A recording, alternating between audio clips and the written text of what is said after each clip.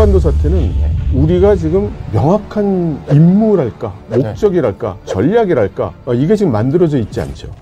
근데 중국은 그렇지 않아요. 중국은 타이완을 통일하겠다는 국가 목적을 명확히 수립을 했고 그 전략하에 수십 년간을 지금 준비해오고 있는 상태거든요. 지금 우리한테 어떤 대응 전략은 있는가?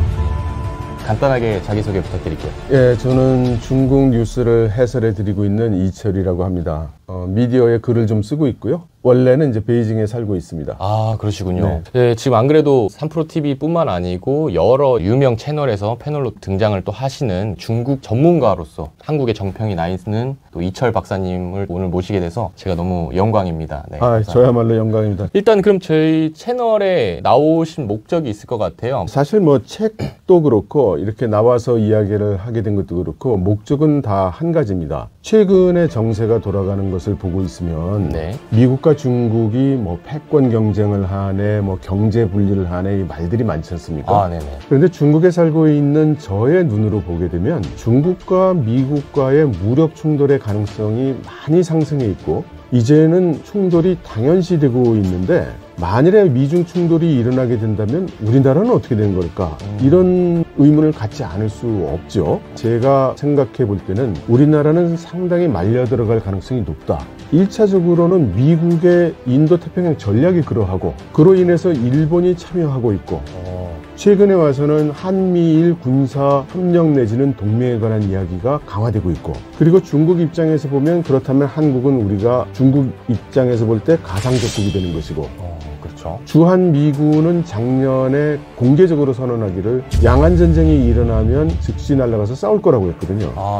그러면 중국이 가장 가까이 있는 미군의 최대 기지인 평택기지 그리고 50만 한국군, 37만 동원예비군 거기에 여차하면 참전할 수 있는 인력까지 합치면 거의 400만에 가까운 한국 게다가 지난 70년 동안 전쟁을 준비해온 국가가 바로 옆에 있는 것을 방치할 수 있겠는가? 저는 그럴 수 없다고 생각을 해서 이거 굉장히 위험하고 또 꼭 무슨 사태가 일어나지 않는다 하더라도 국가 안보라는 거는 만일의 사태에는 항상 대비해야 되는 거 아니겠습니까? 그런데 제 눈에는 한국 사회가 그러한 위험성을 너무 과소평가하고 있는 것 같다. 좀 대비가 좀 그런 거에 생각도 안 하고 있는 것 같다. 약간 이런 말씀이시죠? 그렇습니다. 그래서 그 경각심, 경종을 울리고자 책도 쓰고 나와서 이렇게 이야기도 하고 여러분들께 뭐 주절주절 이렇게 이야기를 하고 있습니다. 일단 그러면은 현재 동북아시아의 안보 상황에 대해서 좀 설명을 해주신다면 어떻게 좀 말씀해 주실 수 있을까요? 제가 중국에 대해서 말씀을 드린다면 중국이 지금 타이완을 통일하려고 하는 것은 어제 오늘의 얘기가 아닙니다. 근데 역으로 보면 말이죠. 우리나라가 그러면 북한을 통일하려고 하느냐? 꼭 그런가요? 우리가? 그렇지는 않은 것 같아요. 요즘에는. 그러면 이렇게 질문을 드려볼게요. 그럼 우리나라는 통일 안 할 거냐? 또 그거로 하면은 통일은 언젠가는 또 이뤄야 될 과업이다 이렇게 생각을 하는 분들이 또 많은 것 같기도 하고. 그러니까 지금 한국의 상태는 한반도 사태는 우리가 지금 명확한 임무랄까 목적이랄까 전략이랄까 이게 지금 만들어져 있지 않죠. 근데 중국은 그렇지 않아요. 중국은 타이완을 통일하겠다는 국가 목적을 명확히 수립을 했고 그 전략하에 수십 년간을 지금 준비해오고 있는 상태거든요. 제가 인지를 처음 한 것은 1999년 말이고요. 그 이전부터 이제 군사적 차원에서의 대비는 중국에서 하고 있었지만 이것이 가시권 내에서 국가 전략으로 실행해야 되는 목표로 등장한 것은 99년 말 2000년 초라고 알고 있습니다. 그럼 중국은 지금 대만을 공격을 준비를 끝내서 이제 한다는 말씀이신가요? 준비가 끝나지 않았죠. 이제 준비를 아직도 하고 있고? 왜냐하면 타이완만 상대하는 거라면 이야기는 간단해요. 이미 준비가 끝났죠. 그러나 타이완을 공격하게 된다면 미군의 개입이 확실시 되고 대비 안 할 수 없기 때문에 그러면 지구 최강의 군대인 미군과 한판 붙으려면 그 준비가 쉽지 않아서 시간을 끌고 있는 겁니다. 중국과 대만의 군사력 차이는 좀 어느 정도가 날까요? 코끼리와 땅콩? 거의 그냥 초등학생과 UFC 선수 정도 이렇게 생각하면 그렇습니다. 원래 인민해방군이 중국의 경제력이 취약했을 때는 사실 굉장히 힘들었어요. 무기도 변변치 않고. 그런데 중국이 이제 경제 강국이 됐잖아요. 평균은 어떤지 모르지만 합계는 지금 G2가 됐단 말입니다. 그러니까 돈이 있는 거죠. 그래서 계속 투자하고 신무기 개발하고 신무기 생산하고 있죠. 해군 같은 경우에 지금 다들 하는 말이 만두빚기라고 하잖아요. 그냥 수제비 빚듯이 척척척척 군함을 지금 이렇게 생산하고 그렇죠. 있으니까 군함 생산 속도가 아마 전 세계에서 가장 빠르고. 아, 그렇죠. 근데 타이완의 경우는 기술도 있고 경제 수준도 어느 정도 있는데 무기를 안 팔아요. 뭐요? 아, 다른 나라들이? 미국도 안 팔고 유럽도 안 팔고 일본도 안 팔고 우리 한국도 안 팔고. 안 파는 이유가 뭘까요? 중국 때문에요. 아, 중국이 무서워서? 예. 괜히 팔았다가 이제 중국 뒤에서 야, 내가 얘 먹을 건데 니들 예. 괜히 얘네들한테 무기 주지 마. 예. 이렇게 지금 예. 대표적인 사례, 공개된 사례를 들자면 지금 중국이 고속철을 전국에 깔면서 세계 최대의 고속철망을 가지고 있는데요. 아. 그 고속철을 처음에 도입할 때 기술이 없잖아요. 그래서 세계 각국에 우리가 고속철을 만들 테니까 기술 가진 회사들 들어와 봐. 네. 입찰 붙어봐. 네. 이렇게 얘기를 해서 독일의 ICE, 프랑스의 떼제베, 일본의 신칸센 네. 뭐 이런 데들이 와가지고 머리 팍 터지게 경쟁을 했죠. 근데 그때 프랑스가 타이완에게 군함을 팔려고 그랬어요. 타이완이 발주를 했죠. 그래서 프랑스가 그 배를 대충 만들었는데 중국을 의식을 해가지고 첨단 무기는 안 되고 그냥 뭐 요 정도 요 정도면 중국도 봐줄 거야. 뭐 네. 이거 별거 아니니까. 네네. 이렇게 해서 갔는데 그거를 중국이 딱 얘기를 했죠. 떼제베는 제외. 아. 형님이 왜 그러세요?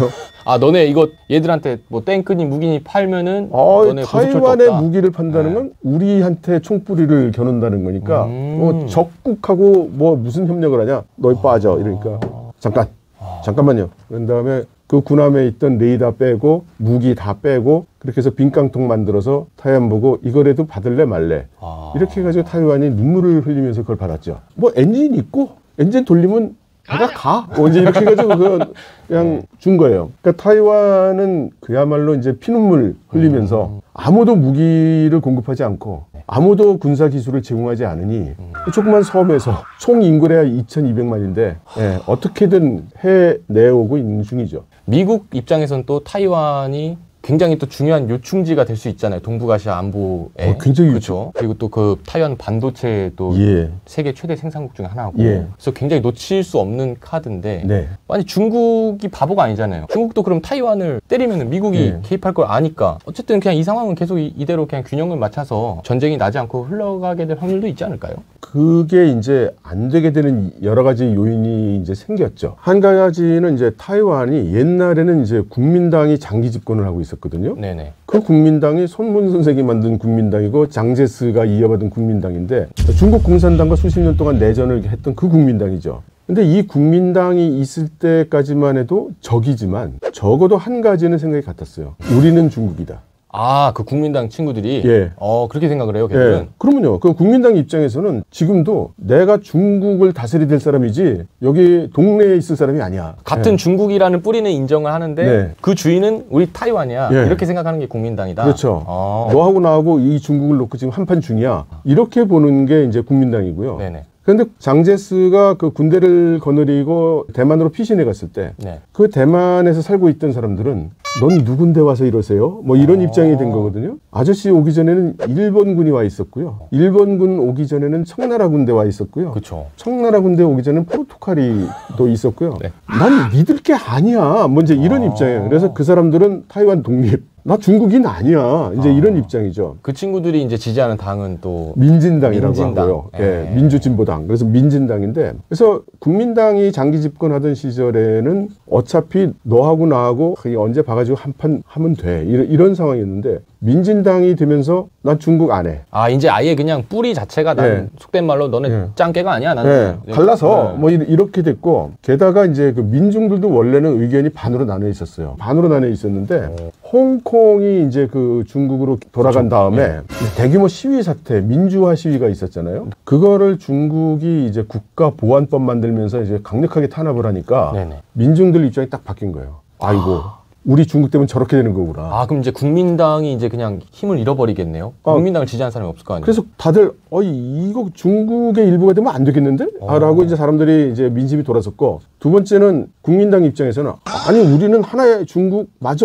이러는데, 그래서 네가 지금 중국한테 이길 수 있다는 거야? 그러니까 네가 정권을 잡으면 우리 타이완이 중국 대륙을 다 회복할 수 있는 거야? 가능성 있는 얘기를 하는 거야? 그러니까, 그게 지금 대답을 잘 못하는 거예요. 그죠. 그럼 찌그러져 있어. 이렇게 돼서 지금 민진당 세력이 커져 있거든요.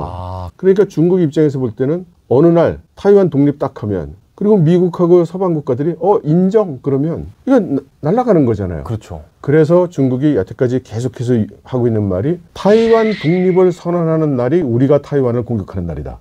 네, 그렇게 선언하고 지금까지 그러고 있어서 민진당에서 총통이 됐지만 독립하겠다는 말을 여태 한마디도 못하고 있어요. 타이완 독립에 대한 입장은 뭡니까? 그러면 여러 가지 제반 사항을 고려해서 잘 해야죠. 뭐 이렇게만 대답을 하고. 그러면은 중국이 지금 타이완을 공격하면은 만약에 미국의 개입이 없다면 며칠 내에 수복이 될까요? 전문가마다 의견 차이는 있는데요. 아주 짧게 보는 사람들은 3일. 3일. 길게 보는 사람들은 한 달. 그 정도 보고 있죠. 어쨌든 뭐 3일에서 한 달 내에는 지금 바로 먹을 수 있을 정도로 중국이 엄청나게 세니까. 자, 이제 그럼 타이완과 어쨌든 중국의 관계는 이제 알겠어요. 심각한 상황이고 언제 먹힐지 모르는 상황이고. 그러면 거기랑 우리 한국과 과연 무슨 관계가 있을까요? 그렇죠. 네네. 그러니까 중국 입장에서 보면은 타이완만 상대